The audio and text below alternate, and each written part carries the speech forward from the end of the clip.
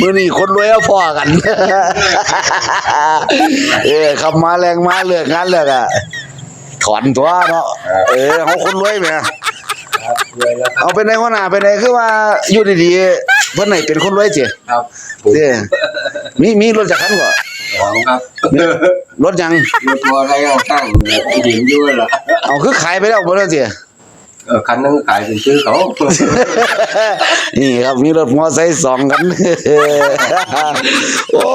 ยเบิ่งดูว่าเกิดได้ใหญ่มาป่านนี้อายุสิ50ปีแล้วเนาะโจมตีกันอยู่มอเตอร์ไซค์มันก็ซื้อของห้างมาก็คือว่าแล้วเนาะจะเป็นคนรวยเสยว่านี่เนาะแล้วเพิ่นให้เอาบ่ได้ไปจอดอยู่นะเจ้าของหลายๆคันก็ว่าก็มีเนาะมันก็ทุเรศโคตรไร้สาระเลยบ่นี่แหละครับคนรวยจม